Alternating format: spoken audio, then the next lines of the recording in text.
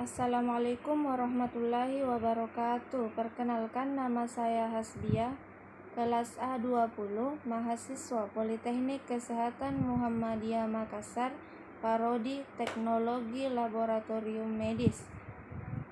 Jadi di video kali ini saya akan menjelaskan tentang replikasi DNA, di mana video ini dibuat untuk memenuhi tugas dari mata kuliah Biologi Sel dan Molekuler dengan dosen pengampu Ibu Anita SSI MKes.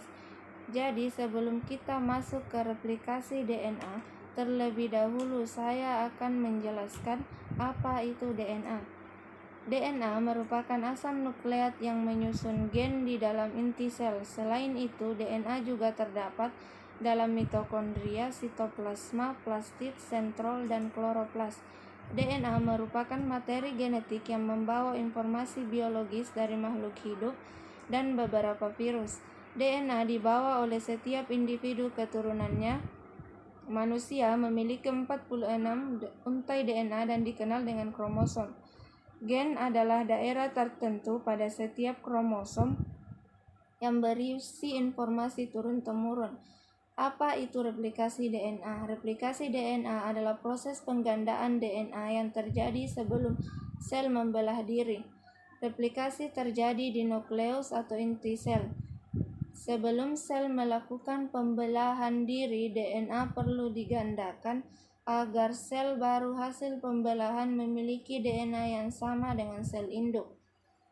Ada 3 hipotesis yang menjelaskan tentang replikasi DNA, yaitu pertama, replikasi secara konservatif, yang kedua, replikasi secara semi-konservatif, dan yang ketiga, replikasi secara dispertif. Hipotesis yang pertama adalah replikasi secara konservatif.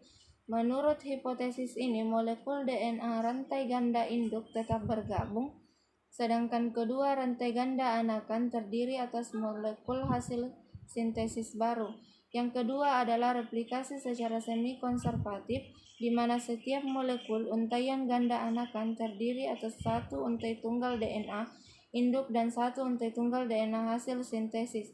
Yang ketiga adalah replikasi secara dispertif, di mana molekul DNA induk mengalami fragmentasi sehingga DNA anakan terdiri atas campuran molekul hasil sintesis baru.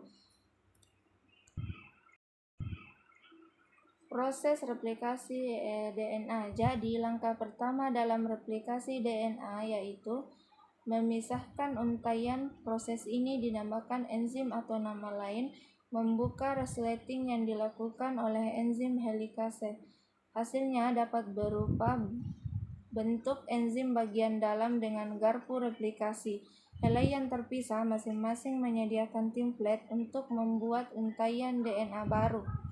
Setelah tiap helainya terpisah, tiba-tiba datanglah enzim primase mengikat untaian DNA bagian atas untuk memulai prosesnya dengan cara menarik nukleotida RNA dari luar ke dalam untuk dicocok-cocokkan seperti puzzle. Enzim ini sebagian kecil membuat helaian RNA untuk mengikat sebagian untaian DNA bagian atas yang disebut primer.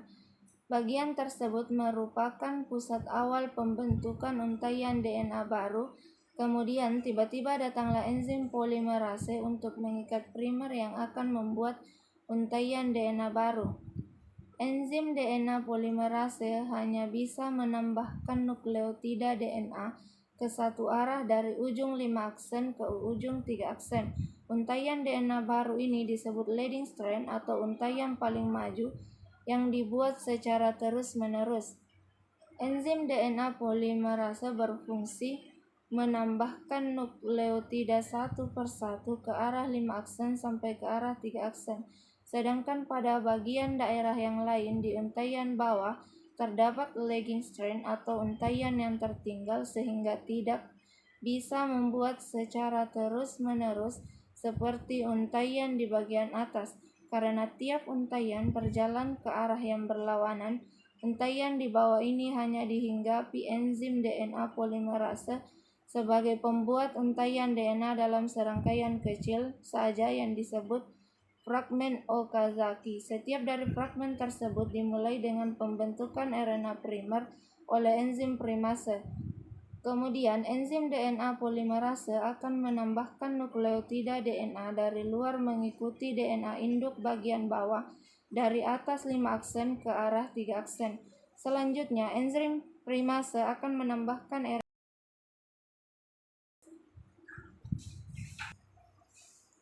Sekian video saya mengenai replikasi DNA. Semoga apa yang saya sampaikan bermanfaat untuk teman-teman sekalian. Wassalamualaikum warahmatullahi wabarakatuh.